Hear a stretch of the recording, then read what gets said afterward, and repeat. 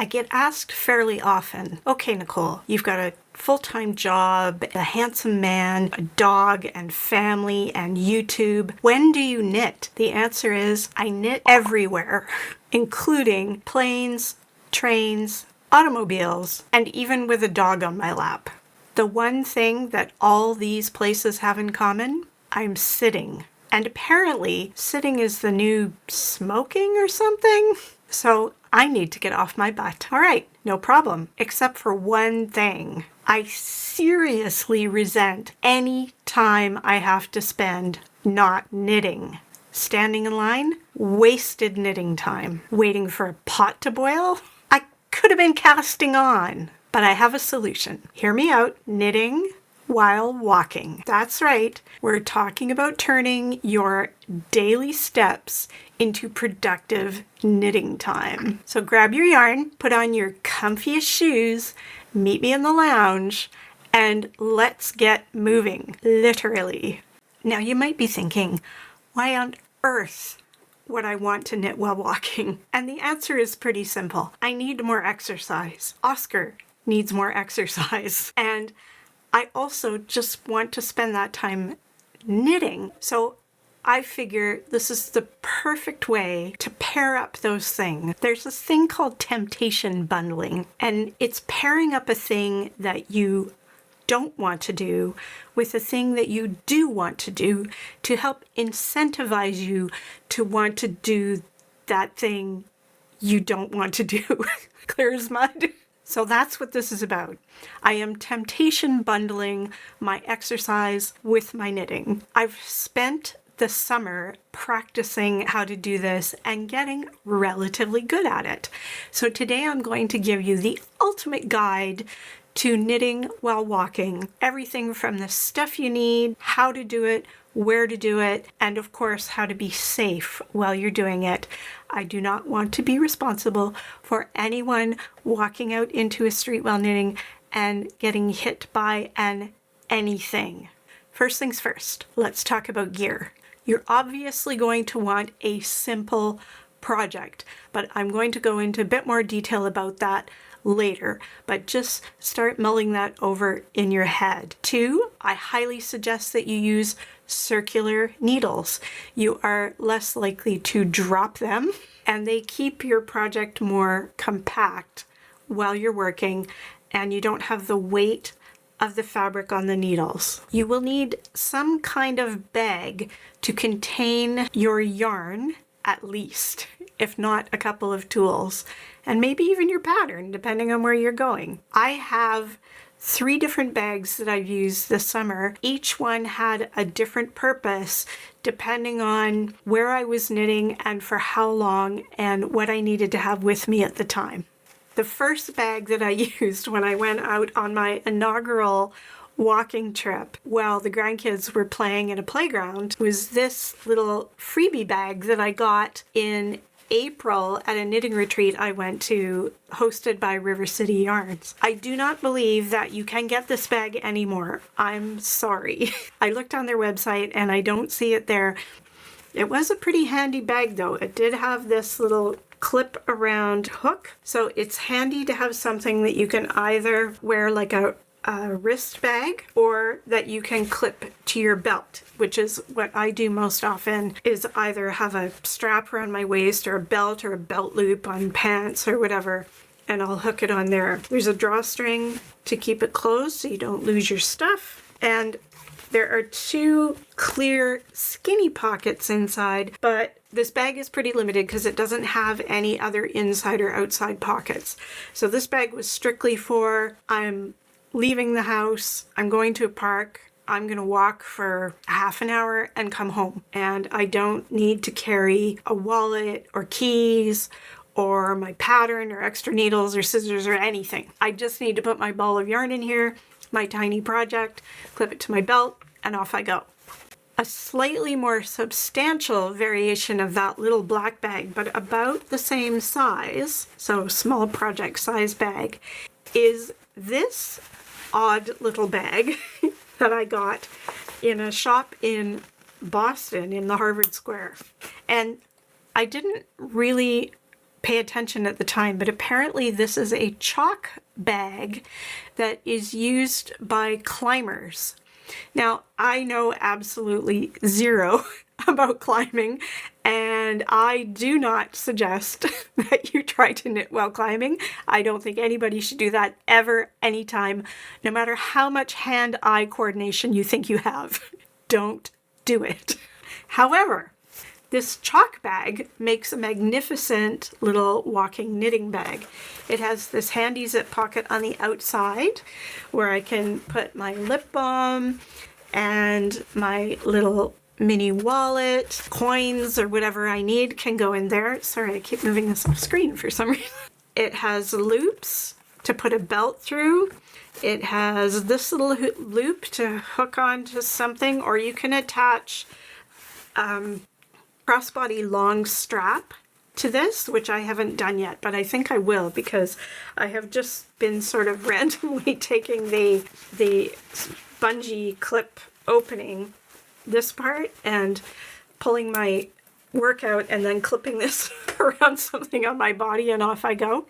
I think it would be easier with the actual straps, so I'm going to add straps to this. Here's one of the projects I've been knitting while walking. It also has several pockets on the inside as well. So, and I just like that it's double thickness. It's lined. It's got a nice supported bottom. It's got this little slope on the one side, so it kind of lies smoothly against your body. It's really well designed to be snug up against your body and not banging or doing anything. I guess that's because it's designed for climbers.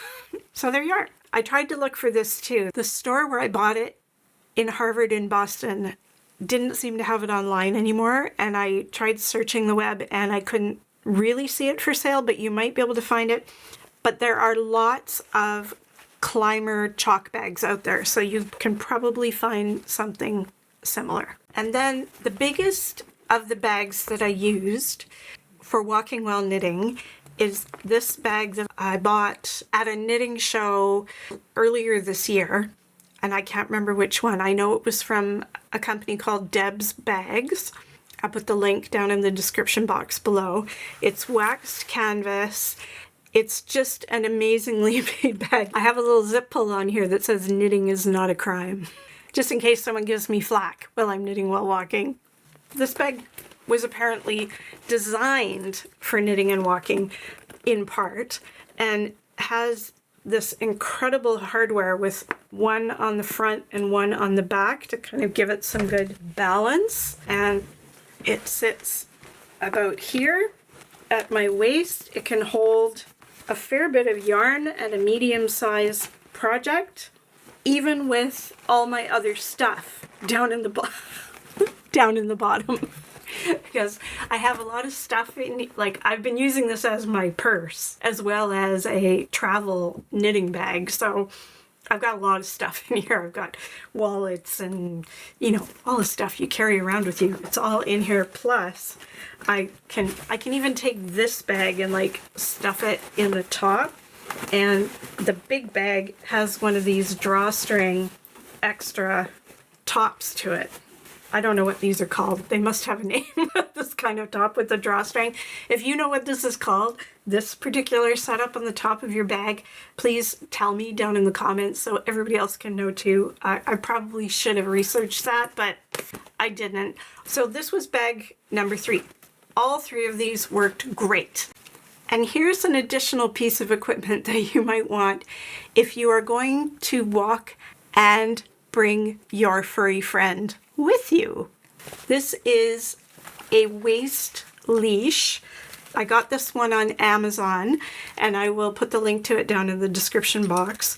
So it has giant D-rings on it. Actually, there's one on each side. So if this particular one, if you happen to have 2 dogs, which I don't, I only have Oscar, then you can put 1 dog on each side. It comes with 2 leashes, and it comes with these kind of bungee leashes that you can grab. It has these grab points if you need to secure the dog up closer to your waist, but it's good. It lets them walk at a decent distance from you.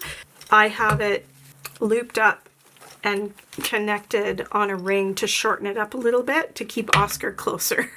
But it's been working great. It's also got a pocket for your poop bags and a pocket to put your phone in and a pocket for something. I'm not sure what this is supposed to be for, actually. For something, maybe a water bottle, but it would have to be a pretty narrow water bottle. It's not a very big pocket. Anyway, it's been working great for taking Oscar to the BEACH. I have to spell that because if I say it out loud, he's going to start whining. Yes, you do so whine. I use this in addition to whatever project bag I was carrying.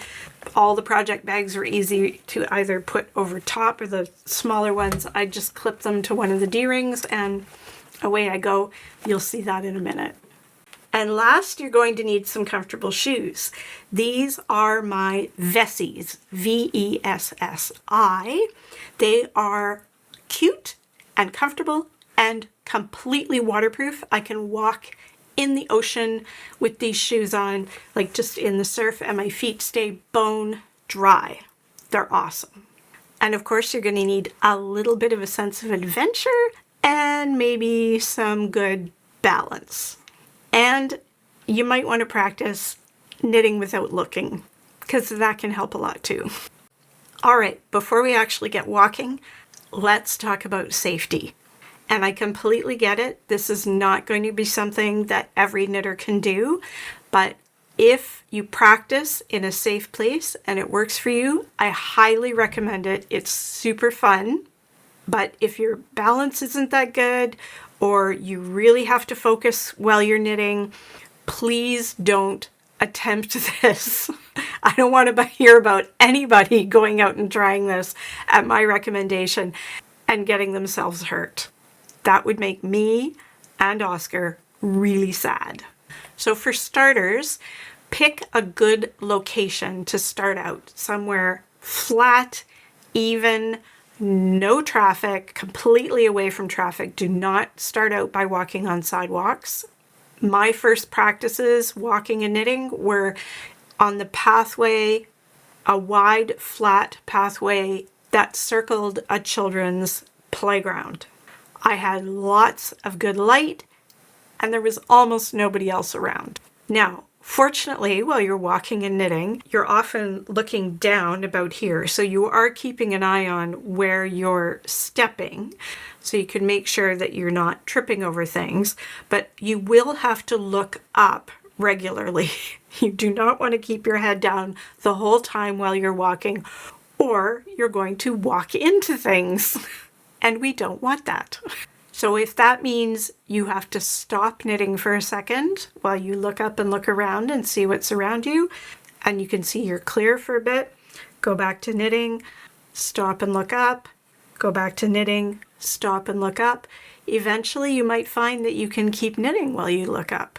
How cool will that be? If you're someone who can knit and Netflix at the same time, I bet you could manage this. Start out slowly. Do not try to knit while speed walking. Do not try to knit while meeting a particular pace. Take baby steps, literally. In fact, I highly suggest that you start out how I started out, which is start by standing up and knitting. I started standing up in front of the TV and knitting and looking up and down while I was watching the television, not moving at all. Even doing that is going to feel quite awkward at first. So once you can do that comfortably, you can stand up anytime, stand and knit and look around, maybe even walk around your living room a little bit, get comfortable with that. Then you're safer to get out into the world and practice knitting while walking. If you practice at home and then practice outdoors safely, you will get your groove. If you can only knit for a few seconds and then you have to stop, that is okay. All right, you've seen a few clips of me walking and knitting in various locations. testing it out and practicing. Now, why don't you come with me and Oscar and we'll go for a walk together down to my local beach. And you can see how it goes with dog in tow or towing me.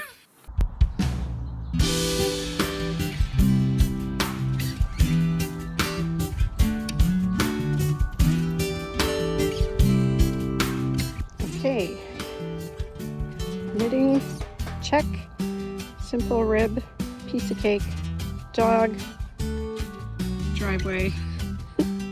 Let's go.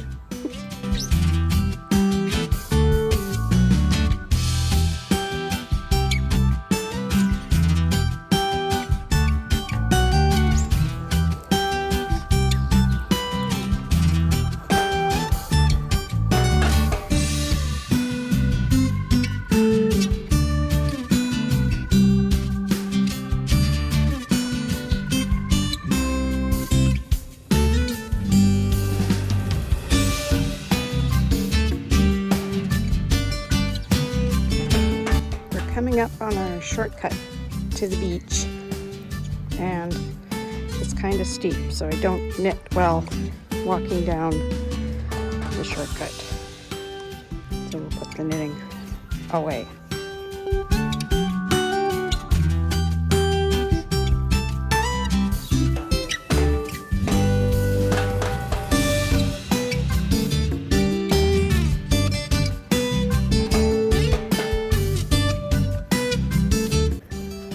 Okay, we made it to the bottom, and we'll pull the knitting back out.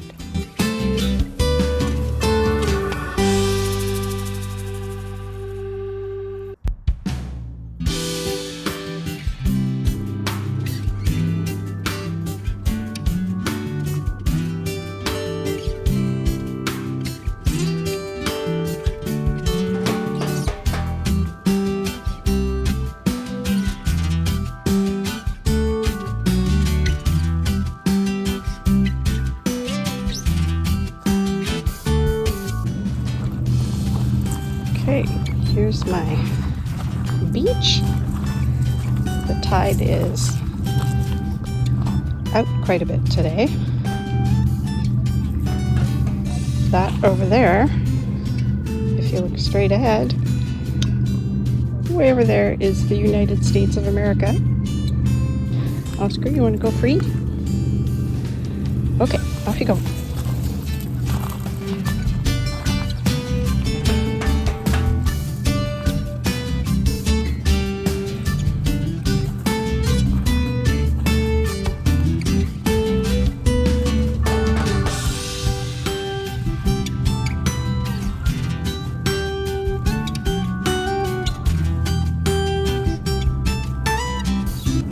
And I'm walking slowly so I don't step in a hole or trip over a rock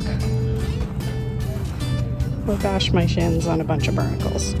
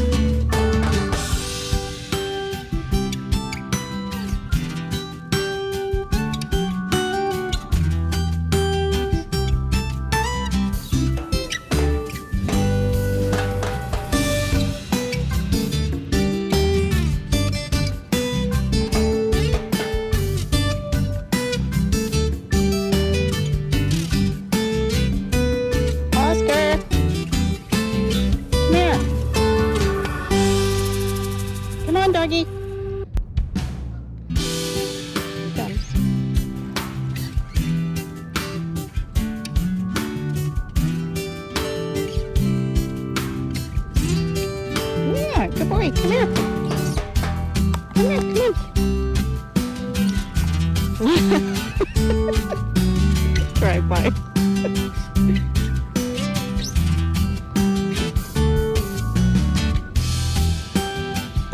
Okay, go be free.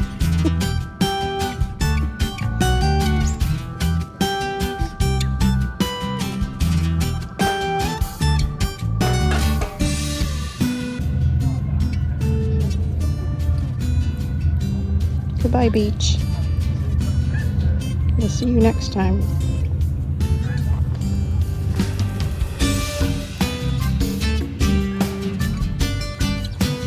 Let's go, Oscar.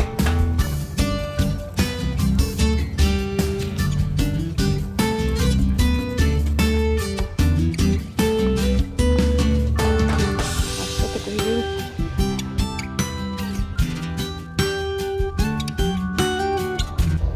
view. We're so lucky, you and me, Oscar. Right? Yeah.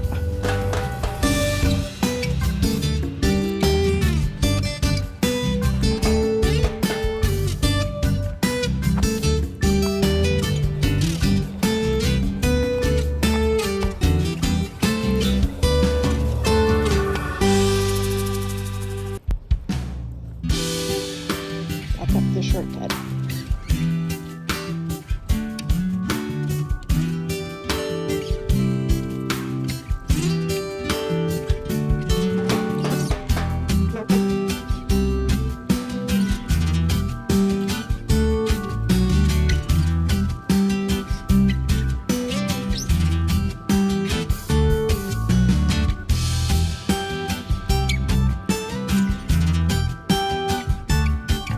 And we're back.